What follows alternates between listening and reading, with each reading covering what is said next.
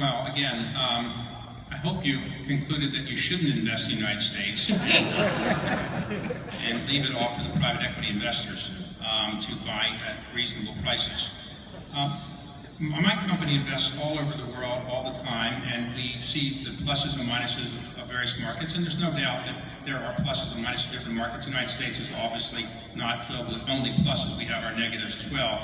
I do think that over the next 5 to 10 years, and maybe longer, the United States is likely to increase its GDP by a greater amount than many other developed economies. The emerging market economies will probably grow at higher rates, but they have more complications as a place to invest. And overall, even though we're a very large investor in the emerging markets, the truth is the statistics show that the rate of return in emerging markets over the last 5 and 10 years is not any higher than the rate of return in the developed markets. That being the case, you would say, why would you invest in the emerging markets given the greater issues, corruption issues, and lack of financing, often the inability to get control of things? It's because of a diversification principle. And there's no doubt that the emerging markets will continue to grow. Today, the United States in 1960 was 46% of the world's entire GDP, almost half the GDP in the world in the United States. Now we're about 18 or 19% and going down. So as the emerging markets, which have 85% of the world's population and 55% of the world's GDP grow, it will be attractive to invest in emerging markets, even if the rate of return isn't going to be much higher than the United States. Still, if everything is down to whether you can invest in the emerging markets or the United States, given that choice, I would invest in the United States because of the factors I tried to elaborate earlier.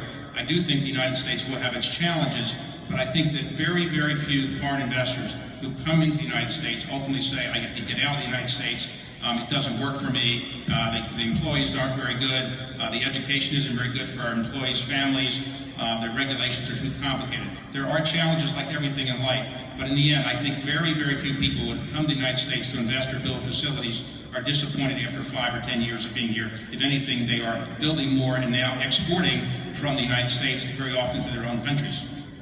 Fred, final thoughts? A couple of thoughts. First, as an advice for someone willing to invest in the United States, think of coming here and stay as a corporate citizen, not as an opportunistic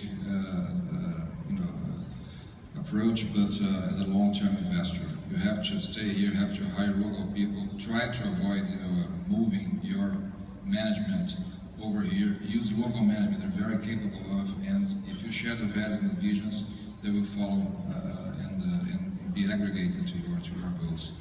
And, 1 second and last thought about specifically about the continent of ours, America. I would love to see closer links between the United States and South America, in particular my country, Brazil. We have a lot in common.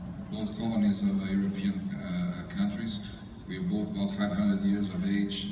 Majority of the population share the same, even religious beliefs, and same time zone approximately.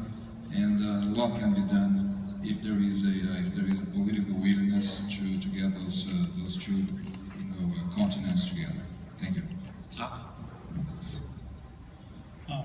Thank you. We want to be competitive in the global economy, right? So definitely we want to be growing, and we grow from innovation. Which country is the most innovation power? That's the US, definitely. So we got to be here. We have to be growing by innovation. So we got to be here, and it's crystal clear. That's why we are here. That's my message. And by the way, there are a lot of private equity firms here that if you do make an acquisition here and you don't like it, we're happy to buy it from you at a lower price than you pay. At a reasonable price. Yeah, that's right. We have to negotiate 10 years from now. All right, Tom Donahue, in classic Donahue fashion, give us the bottom line. Well, the bottom line is you're all here because you're thinking about investments. They won't all be in the United States. But if you are concerned about the total investments of your enterprise, a good portion of them will be here for 3 or 4 reasons we haven't discussed. If you look around the world today, there are more political, financial, conflicting hotspots than we have seen in most of modern history. And then, of course, when you've looked what's happened to economies around the world, there are more places that we're worried about the stability of the capital markets. So if you were to come to the United States and make investments here, you will be not only benefiting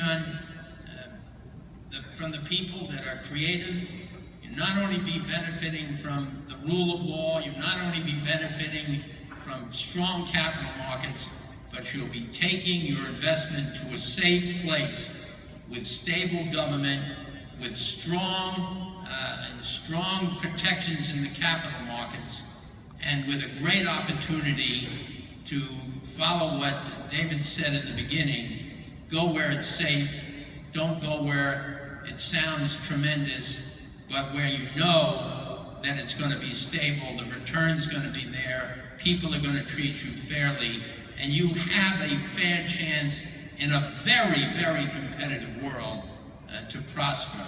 Don't lose sight of the environment in which we sit. If I were where you are, I'd be putting a bunch of my money where I am. And don't assume if you invest here, as Tom and I would show, your hair will turn gray. It's not necessarily the case that that would happen if you're a strong U.S. supporter.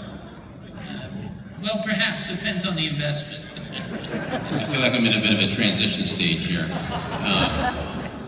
I want to thank Fred, Tom, Doc, and David. I know personally I've learned a ton that I'm going to take back to the White House, and I'm sure I'm speaking for everybody in the room. Thank you. This was stellar and much appreciated.